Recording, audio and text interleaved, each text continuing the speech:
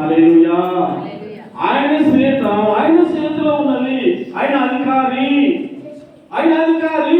ఆయన మాట వినకపోతే, తన కళ్ళను శుభ్రం చేసుకోకపోతే, తన జీవితాన్ని పరిశుభ్రంగా చేసుకోకపోతే, పరిశుద్ధమైన జీవితము జీవించకపోతే ఆరని అగ్నిలో కాల్స్తానంటున్నాడు. పొట్టును ఏమంటుంది ఇక్కడ, గోధుమ పొట్టులో పోసి ఆరని అగ్నితో పొట్టును కాల్చివేయనని వారితో చెప్పెను.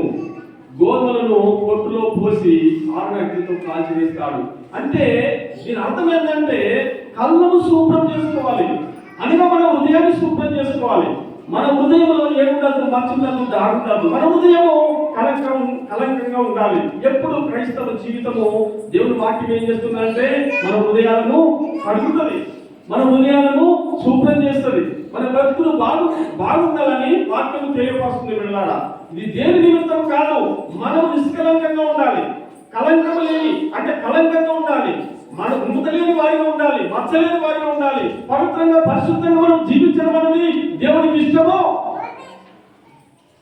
పరిశుద్ధమైన జీవితం లేకపోతే ఇక్కడ ఆరని అగ్నిలో దేవుడు గోధుమలను పోసి కాల్చివేస్తున్నాడు. భక్తి లేని జీవితాలు, భక్తి లేని వారు, భయం లేని వారు, క్రమం లేని వారిని తీసుకుని పోయి ఆరని మరి అగ్నిలో పడేస్తున్నాడు. అది అక్కడ అగ్ని ఆగదు, పురుగు సాగదు.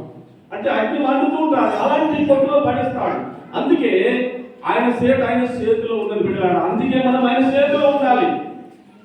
మనకి ఇంకో మాట ఉంది, శిల్పి చేతిలో కొయ్యాకు నేను అనుక్షణము నన్ను చెక్కు.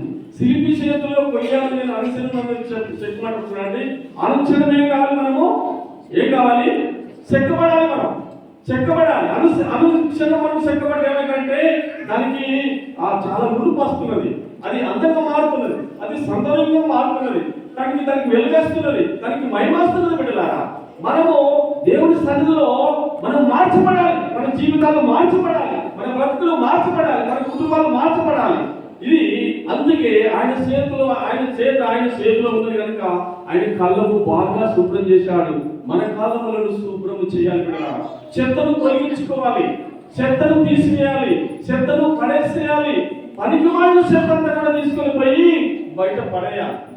చెత్తను మనం పెట్టుకొని ఉన్నామనుకోండి, కనుక ఉల్లి ఆశత పడుతున్నది. అబ్రహాము ఒకటి చేసింది తెలుసా? అబ్రహాముతో దేవుడు మాట్లాడినప్పుడు, అబ్రహాముతో దేవుడు మాట్లాడినప్పుడు, అబ్రహామా ఒక లేత పిల్లని తీసుకొని నాకు బలి అర్పించమని చెప్పాడు. అర్పించమన్నప్పుడు ఆయన ఒక పిల్లని తీసుకొని పోయి అర్పిస్తాడు. 3 ఖండాలు చేస్తాడు.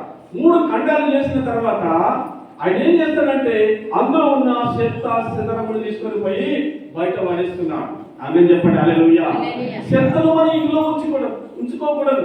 చెత్త మన ఇంట్లో ఉంటే పాపం మనతో ఉంటుంది, శాపం మనతో ఉంటుంది. కనుక మన బ్రతుకులో చీకటి ఉంటుంది. కనుక మన జీవితంలో ఏ మంచి లేకుండా మనం జీవిస్తాం బిడ్డలారా. అందుకే చాలా జాగ్రత్తగా మన కళ్ళను శుభ్రం చేసుకోవాలి. ఆయన కళ్ళను శుభ్రమైనది కనుక మనం కూడా శుభ్రం చేసుకోమని దేవుని వాక్యం తెలియపరుస్తున్నది. అందుకే వెలుగు వచ్చినది లేమో, తేదరిల్లేమో, సోమరితనం విడిచిపెట్టు. క్రైస్తవ జీవితం అంటే మరి సోమరితనంతో కూడింది కాదు, బతుకంతో కూడింది కాదు, బస్తంతో కూడింది కాదు, అంతకంటే. కనుక మన జీవితము ఎప్పుడైనా అంటే మనం ఎప్పుడు సురుకుగా ఉండాలి. ఎప్పుడు స్త్రీలు ఎప్పుడుండేవారట, ఐగుప్తు దేశంలో సురుకైన వారట. వాళ్ళు అంటే ఎప్పుడు మంత్రసాల చవరకి దేవుడయ్యేవాళ్ళట. వాళ్ళు చెప్తున్నారు, మంత్రసాల చెప్పాడు దేవుడు, ఏ మంత్రసాలారా, ఆ పిల్లలు ఎవ్రీళ్ళ పుట్టిన పిల్లలు మీరు చంపేస్తే మీ కుటుంబాలను నాశనం చేసి పెడతాడు అన్న తర్వాత వాళ్ళు ఏం చెప్పారో తెలుసా? రాజుకి ఏం చెప్పారు? అయ్యా మేము పోయే వరకు డెలివరీ అవుతున్నారు, కొడుకు ఉడితే నైలంలో పడేయాలి, బిడ్డ ఉడితే బతికించాలి. ఇవన్నీ కూడా ఇశ్రాయేలు ప్రజలు శ్రమలు పొందుకున్నారు, ఇశ్రాయేలు ప్రజలు కష్టాలు పొందుకున్నారు. దేవుడు బిడ్డలారా, ఇవన్నీ కూడా ఈ శ్రమలకు సాదృశ్యంగా వాళ్ళు ఎన్ని బాధలు వచ్చినా, ఎన్ని కష్టాలు వచ్చినా దేవుడు కూడా వారికి తోడుతారనేది నేను మీకు తెలియపరుస్తున్నాను. ఇక్కడ నేను అనే మాట చూడు, భూమిని చీకటి కమ్ముచున్నది, కటిక చీకటి జనములను కమ్ముచున్నది. యెహోవా నీ మీద ఉదయించుచున్నాడు, ఆయన మహిమ నీ మీద కనబడుచున్నది. కనుక జనములు నీ వెలుగులకు వచ్చేదారు, రాజులు నీ ఉదయకానికి వచ్చేదారు. హల్లెలూయా. నీ జీవితంలో ఏ జరుగుతుందో తెలుసా? రాజులు నీ ఉదయకాంతికి వస్తారు, సేవకులు నీ ఉదయకాంతికి వస్తారు, తర్వాత సంగమంతుడైన వెలుగులోనికి వస్తున్నది. అందరం కలిసి ఆయన వెలుగులో ఉంటాము. ఈ వెలుగులో బిడ్డలకు ఏముందో తెలుసా మీకు?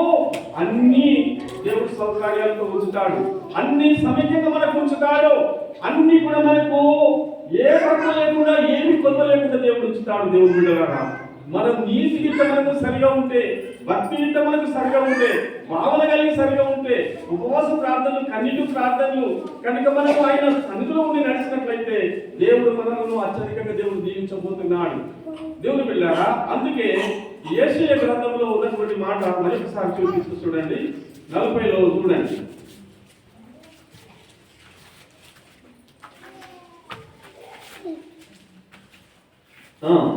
ఇవన్నీ కూడా మీకు తెలియవలసిన మాట ఏంటంటే, ప్రతి లోయను ఎత్తివేయవలను, ప్రతి లోయను ఏం చేయాలంటే ఎత్తివేయాలి, దాన్ని సరిగా చేసుకుంటానికి ఒక అవకాశం మనకు ఇవ్వబడ్డది. తర్వాత ప్రతి పర్వను, ప్రతి కొండను అనుసరాలను, మనలో దుష్టత్వమును, మనలో అహంకారము మనిషి వేసుకోవాలి.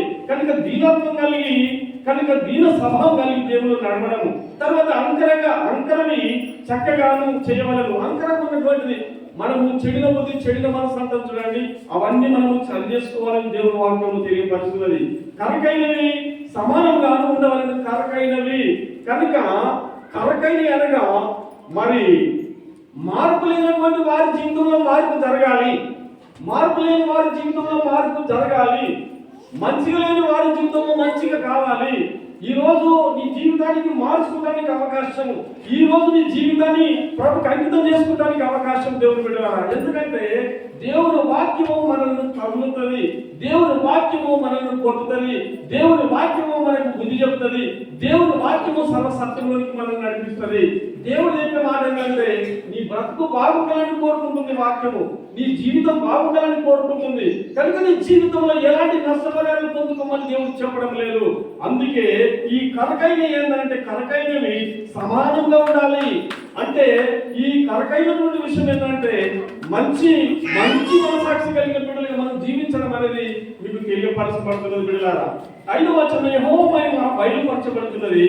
ఒకడును తప్పకుండా తన శరీరం దాన్ని చూచెదరు, ఈలాగున జరుగునని యెహోవా సెలవిచ్చుచున్నాడు. హల్లెలూయా. ఒకడును తప్పకుండా సర్వ శరీరం దాన్ని చూడాలి. ఒకడును తప్పకుండా సర్వ శరీరులు మంచి విషయాలను చూస్తారు, మంచి మార్గాన్ని వెంబడిస్తారు, మంచి త్రోవలో నడుస్తారు. ఎందుకంటే మంచి త్రోవలో నడిపించడానికి దేవుడు ఈ లోకంలోనికి వచ్చాడు. దేవుడు ఏమన్నాడు? నేను మార్గమును, నేను సత్యమును, నేను జీవమును, నా ద్వారా తప్ప ఎవరు తండ్రిలోకి వెళ్ళడు. మంచి త్రోవలో చూపించడానికి యేసు ప్రభు దగ్గరికి వచ్చాడు. అందుకే సర్వ శరీరులు ఆయనను చూడాలి, సర్వ శరీరులు ఆయన చూడాలి. ప్రపంచంలో ఉన్న దేవుడు ఆయనను చూడాలి. ఆయన వంక చూస్తేనే తప్ప, ఆయన తట్టు చూస్తేనే తప్ప మనము దేవుని రాజ్యం పోలేము. అరణ్యంలో ఒక స్తంభం ఏర్పాటు చేసి, స్తంభం మీద ఒక పాము ఏర్పాటు చేస్తారు. ఒక పాము ఏర్పాటు చేసిన తర్వాత దేవుని బిడ్డలారా, అక్కడ ఆ పాము, ఎందుకంటే ఇశ్రాయేలు ప్రజలు తప్పు చేసే కారణాన్ని బట్టి ఒక స్తంభం మీద ఒక పాము పెట్టబడ్డది. ఎవరైతే అక్కడ పాములు తేళ్లతో కుట్టబడుతున్నటువంటి వారి జీవితంలో అక్కడ జరుగుతున్నటువంటి సిచ్యువేషన్ చాలా అఘోరంగా అనిపిస్తున్నది. ఎవరైతే దేవుని వైపు చూస్తారో, ఆ పాము వైపు చూస్తారో, వాళ్ళందరూ కూడా బ్రతికింపబడతారు, తట్ల వాళ్ళందరూ కూడా చంపబడతారు. ఈరోజు దేవుని వైపు చూస్తున్నటువంటి వారు, దేవుని వంక చూస్తున్నటువంటి వారందరూ కూడా బ్రతుకుతారు. కానీ మనము లోక తట్టు చూసుకొని, లోకం వైపు చూసుకొని, లోకంలో ఉన్నట్టు మనం జీవించినట్లయితే మనం దేవుని చూడలేము బిడ్డలారా, దేవుని ఎరగలేము మనం. కనుక ప్రభు అన్నాడు కదా, ప్రభువా ప్రభువా అని పిలుచు ప్రతి వాడును పరలోక రాజ్యం చేరడు. తన తండ్రి సిద్ధానుసారంగా జీవించిన వాడే పరలోక రాజ్యంలో వెళ్తాడని దేవుని వాక్యం తెలియపరుస్తున్నది.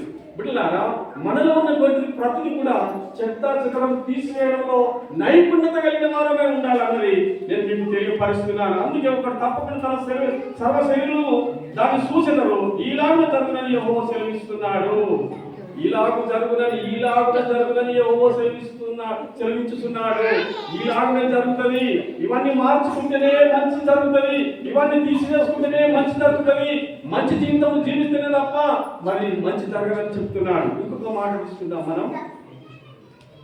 ఇంకో వాక్యం తీసుకుందాం. కొరింథీయులకు రాసిన పత్రిక 1 కొరింథీ 15:9. ఏలయనగా నేను అపోస్తలులందరిలో తక్కువవాడను, దేవుని సంఘమును హింసించినందున అపోస్తలుడబడుటకు యోగ్యుడను కాదు. అయినను నేనేమై ఉన్నానో అది దేవుని కృప వలనని